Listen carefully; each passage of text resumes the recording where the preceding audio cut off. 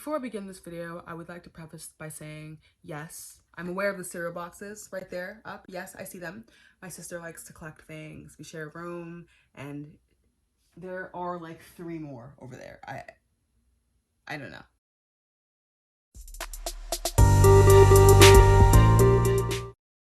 Hello, my name is Chia. Welcome back to my channel, or if this is your first time here, welcome. After last week's video and the absolute chaos, I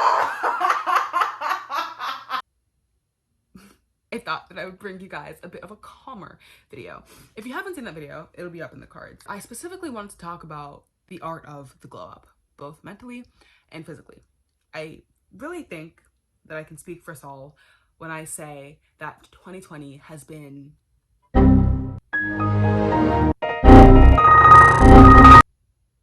well, it's been something. I guess I can't speak for you. I can't speak for all y'all. I don't know how you guys be living, but I know for me, it was crazy, okay? It was it was too much. It was too much. And I know also that I was supposed to have so many things lined up. I was supposed to be abroad for a whole semester. I was in Spain for like 2 months, and then I had to come back because of, well, I'm not gonna say it. I'm sure you know what I'm gonna say. I was supposed to be living in New York City for an internship, and I was supposed to be on campus with my friends for my last year in college, and no, instead I'm sitting in my childhood bedroom. So that's fun. With all of that has come many ups and downs, and lots of downs. But looking back at myself in March versus now, there's a difference. There's such a difference. I feel like I'm in some ways a completely different person, and I don't want to say it because I would have really loved to never have lived this part of my life. But I guess if I had to twist my arm, I've kind of come out better on the other end. So I would like to, oh my gosh, I have to move. I just got a fitness watch and it's telling me to move. Maybe if I just do this, it'll think I'm walking. Do we do jumping jacks or run in place? As I'm editing this, I just got another one, but I'm not moving.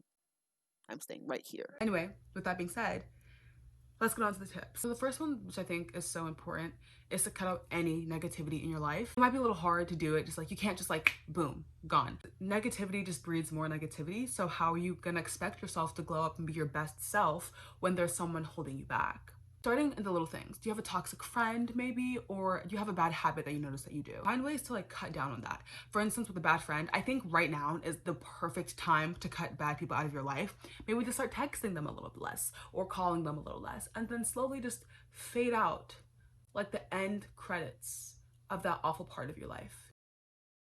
Next, find a way to keep your space as clean as possible. My room is not perfect, but I mean, it's not bad. You can't really see it, but this is, just imagine the rest of it. Okay, I'm gonna have to watch my older videos in order to find this. I remember specifically filming a video in front of my desk, and there was a mountain of stuff on it. There was so much stuff just on top of it. I think part of my cleanliness has come with just like maturing. Crazy, she's grown. But also I think looking back at some of the most tumultuous times in my life, that's when the spaces that I was residing in were the messiest. I do think that to some extent, or honestly to a large extent, my space is a reflection of how I'm doing. Freshman year of college, I was really being exposed to that grind in a different way for the first time. Every single time, my room would just get messier and messier and messier, and it would just add to the stress that I was already feeling.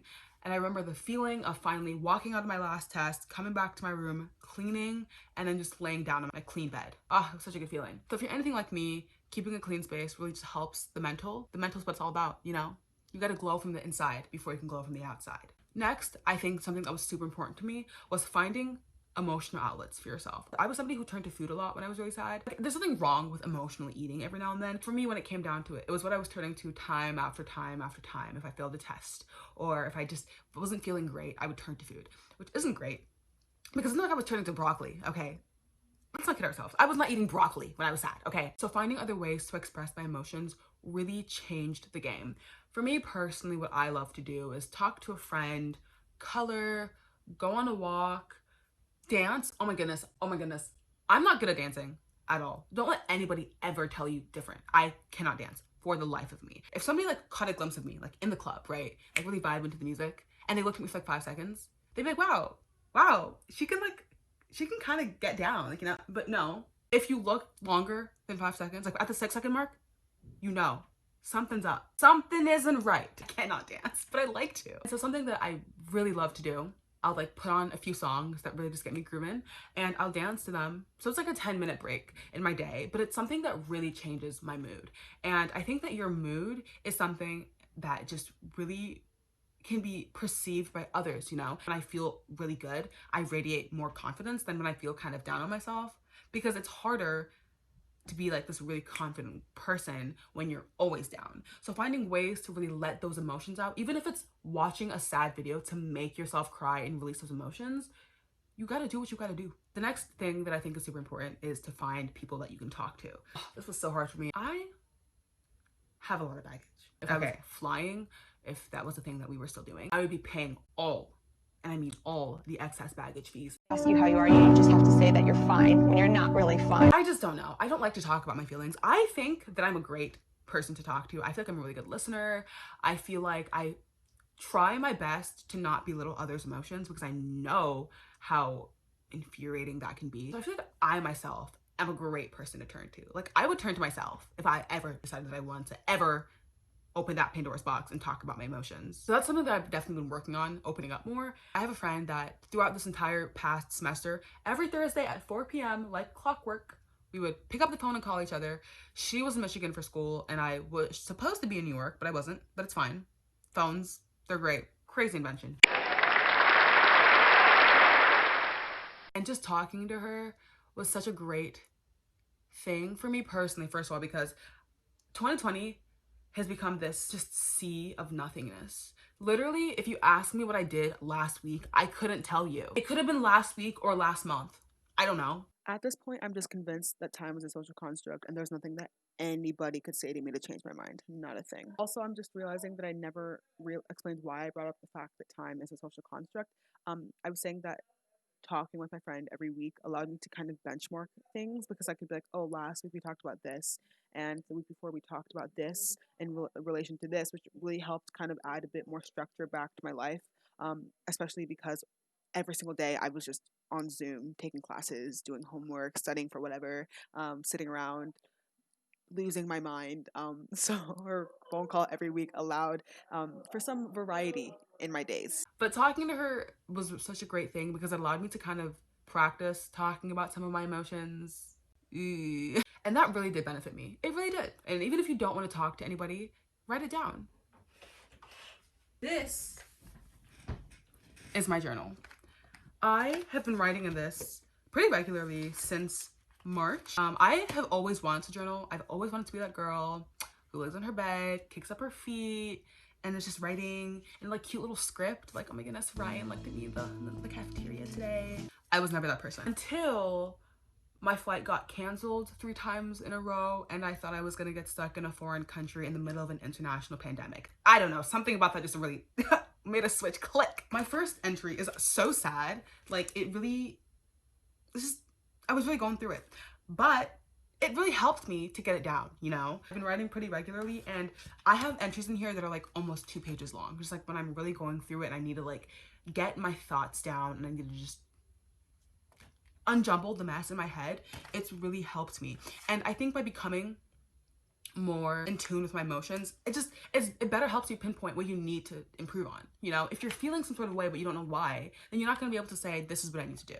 But by writing it down or talking to someone, you can find those parts of yourself that you think you could improve upon. I didn't mention this, but I definitely wanted to pop in now and say that therapy is such a great alternative if you don't feel comfortable talking to the people in your life, or you feel like maybe you want to go more in depth with some of the things that are bothering you. I think it's always a valid thing. And I know that COVID has definitely made it harder for some people to get those resources that they might need. But thankfully, Zoom, as if you all haven't had enough of that, is a great option as well. Next up, we've got, I think joyful movement is so important. I remember sophomore year of high school, I would get up before school at like 5:30 in the morning and go for a run. And I hated it. I hated it so much. I've never been a distance runner, but I want it to be so bad. Even now, I just feel like it's so sexy. I feel like I ran 7 miles. I ran a marathon. Oh my goodness, so sexy. I could never. I'm not that person. And it's fine. It really is fine. You just have to find things that allow you to move in a way that's pleasurable to you. I personally really went through this phase where I was biking a lot, like 30 miles, 20 something, 40 miles, like regularly. I went through that phase, then I was like, I'm done with this phase. But in that phase, I was really in it. I loved doing it. Then I went through a phase where I was doing a lot of home workouts. And I find that joyful movement is so great because it just makes you feel so much better. It releases so many endorphins. And then if you're doing something that you don't want to do, it's not going to click for you, you know? Even tying it back to what I said earlier about going on walks and dancing, I completely consider that joyful movement. Sometimes my exercise for the day is going on a walk. And that's fine. There was a point in my life where I wouldn't have allowed that to be my exercise for the day because I would have felt like I needed to do something so much more, super strenuous, like get my heart rate through the roof. And sometimes that's what I want. That's exactly what I want for myself. And other times it's not. And that's totally fine. Nutrition, I don't want to be the one to tell you to eat your vegetables, but I mean, you've got to do it. You've got to eat the vegetables, man. The whole rainbow. Drink some water. Actually, I'm going to drink some right now. I keep this by my bed at all times because I wake up at 3 a.m. and I'm a thirsty. What can I say? Oh my gosh, I love water so much. Also, I realize I'm looking at myself and not at you guys. Sorry about that. But yes, proper nutrition is so great. It'll make your skin look better. It'll make your poops better. It'll make everything better, okay? But try to aim for like more times than not eating a proper balance. Because again, looking back at the times in my life, including now and where I've just felt the best, it's because I'm treating myself properly from the inside out. Everything starts from within. The last thing I have to say to you guys is to really take time to be more introspective. And I don't necessarily mean even like positive affirmations or anything, because to me those can feel a little hollow. But one thing that I've started doing, I cannot take credit for this, Brittany Lancaster was the one who gave me this idea. But basically, take the time. You're supposed to maybe try and do it every day. I don't know. I don't do it every day. I do it when I remember. You take the time to yourself and think of what you are super grateful for, what you are really excited for, and what you love about yourself. So for instance, I don't know, what are you grateful for? I'm really grateful for the roof over my head, or these Doc Martens I have coming in the mail. And then I'm really excited for this amazing meal that I'm gonna eat with my friends, or these Doc Martens that I have coming in the mail. And then what you love about yourself, it could be anything, you know, like your smile, your eyes, or how your legs carry you up the stairs, or how good I'm gonna look in these Doc Martens I have coming in the mail. I have Doc Martens coming in the mail, and I couldn't be more excited. But honestly, that has been so helpful to me. I will say it and say it and say it until I die. I think it all starts from the inside out. Your skin, for instance, that's what people see, but that's a reflection of how stressed you are, how much sleep you're getting, how gentle you are with yourself, how much water you're drinking, the food you're eating. It's everything. So taking the time to feed yourself the proper nutrients and drink the right amount of water and make sure you're getting enough sleep and just being the best friend to yourself that you can is so important. I think that's the biggest thing I can say. Treat yourself like you would a friend. Eat your vegetables, drink your water, move in a way that makes you happy, and just try your best to be happy. Because when you do that is when you're really gonna see the biggest change in yourself. And I know for a fact that when I was moving the way I wanted to move and eating the way I wanted to eat and getting enough sleep and doing all of that is when I really finally found, I don't wanna say it, but I'm gonna say it, inner peace. Oh. Okay guys, so I hope you enjoyed that video. I hope you found some usefulness in the tips that I have outlined. Obviously everybody's different, so the things that worked for me may not work for you, and that is completely fine. But at the end of the day, finding the things that do work for you is what's going to be so important. That being said, please get some sunshine, some vitamin D, tell yourself that you love yourself, and I will see you, I don't want to say next week because last time I said that and then disappeared for like 6 months. So I'll see you soon. Bye.